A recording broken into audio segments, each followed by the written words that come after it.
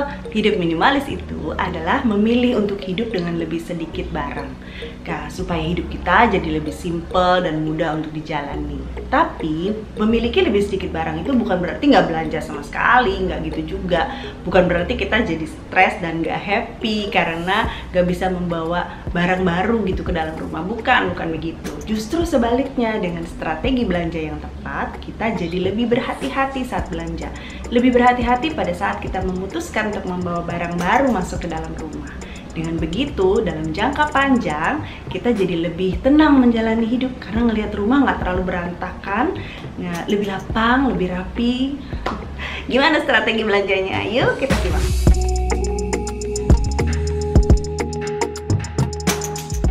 Yang pertama, kita mulai dengan mindset.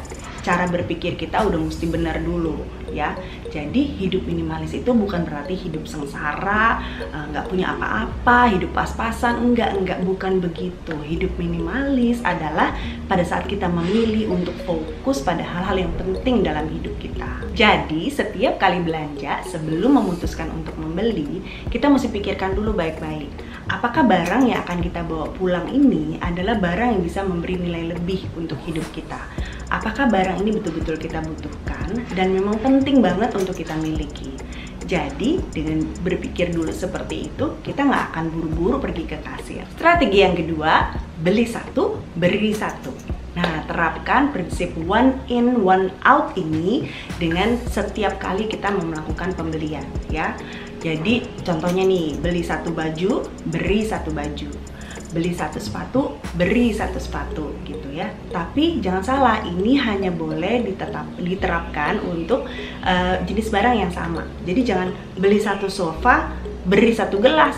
Ya nggak bisa dong, salah. Jadi mesti sesuai dengan jenis barangnya apa gitu. Nah, dengan menerapkan ini, kita jadinya jumlah barang yang ada di rumah kita itu jadinya tetap sama gitu kan. Jadi nggak menambah jumlah barang terus kan. Strategi yang ketiga, buat waktu untuk berpikir dulu. Ini khususnya untuk kalau kita mau beli barang-barang yang harganya lumayan mahal. Mahal itu beda-beda sih buat masing-masing orang ya. Tapi intinya gini, kalau menurut kita barang itu mahal, lebih baik kita mikir-mikir dulu gitu ya. Kasih waktu sekitar misalnya 24 jam atau 1 minggu atau 1 bulan gitu ya. Jangan sampai karena kita terlalu semangat nih mau beli barang itu, kita udah bawa pulang ke rumah, kita nyesel. Aduh, ngapain juga beli barang kayak begini, harganya segitu mahal, buat apa gitu ya. Jadi jangan sampai kita nyesel. Kasih waktu untuk kita berpikir. Nah, tahun lalu nih, cerita tentang saya nih ya, tahun lalu saya taksir berat sama satu tas gitu. Wah, tasnya bagus banget, saya seneng banget, tapi harganya mahal. Jadi saya pikir-pikir dulu, aduh mahal banget ya. Terus saya pikir di rumah masih ada tas yang lain lah, ya udah nggak usah lah gitu kan. Akhirnya saya nggak pikirin lagi tas itu. Kemudian 1 bulan kemudian saya ke toko itu lagi, ya tas itu udah nggak ada. Wah, laku nih tasnya nih, saya pikir gitu kan. Ya udah deh, kalau gitu memang bukan jodoh deh gitu kan. Saya lupain aja udah tas itu. Toh masih ada tas yang lain yang bisa saya pakai. Nah, beberapa hari sebelum saya ulang tahun nih tahun lalu, saya lagi jalan-jalan sama teman-teman saya. Tiba-tiba waktu lihat di toko, ih ada tas itu lagi gitu. Ih lucu banget nih tas ya. Begitu saya lihat harganya ternyata diskon 50%. Nah, udah saatnya beli berarti. Terus saya pikir-pikir lagi, di rumah ada nggak sih tas yang bisa dikasih orang? Oh ada satu tas yang jarang saya pakai. Oke, akhirnya saya putuskan untuk membeli.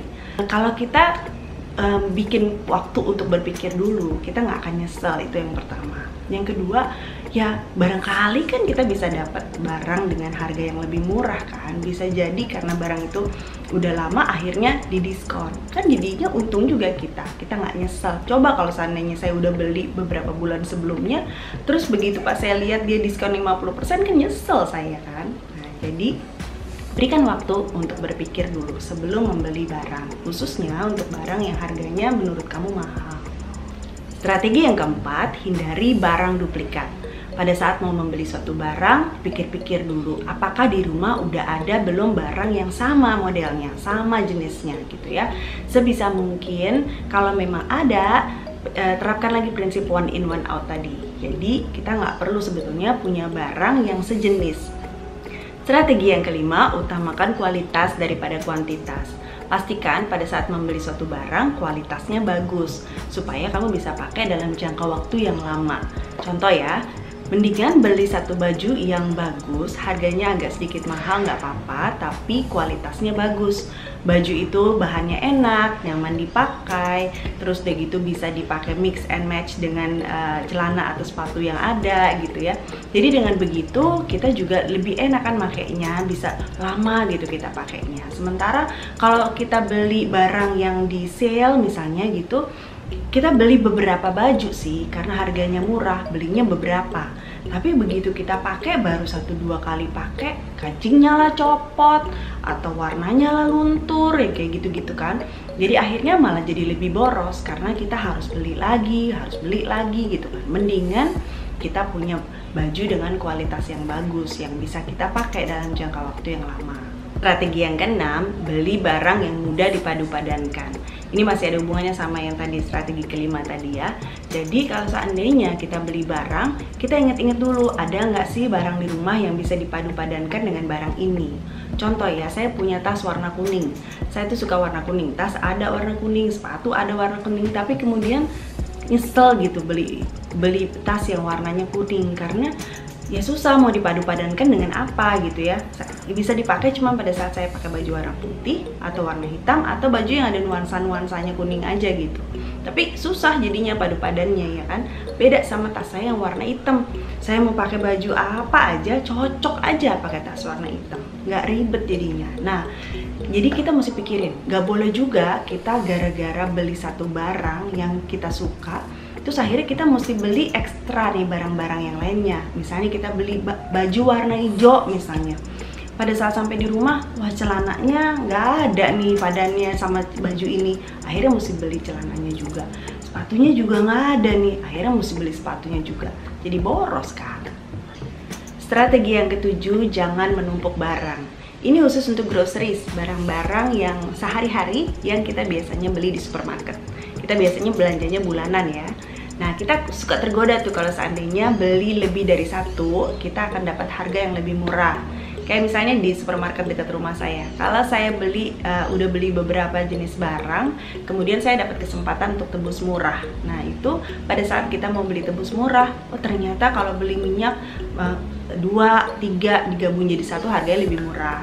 Kalau beli sabun misalnya harus beli 3, itu lebih murah misalnya gitu. Contoh, beli shampoo kalau beli satu harganya 50.000, kalau beli 2 harganya 90.000. Oh, lebih murah 10.000. Kita suka tergoda nih, akhirnya kita beli. Bawa pulang ke rumah, begitu sampai di rumah akhirnya jadi makan tempat. Karena barang-barang yang kita beli lebih dari yang sebetulnya kita perlukan gitu kan. Nah, sebaiknya sih jangan begitu. Karena kalau kita pikir sih sebenarnya irit nih kalau kita beli lebih banyak, lagian kan lebih praktis, nggak harus bolak-balik ke supermarket. Betul, tapi dengan melakukan itu kita yang pertama makan tempat, ya kan. Persediaan kita yang seharusnya nggak segitu jadi tambah banyak.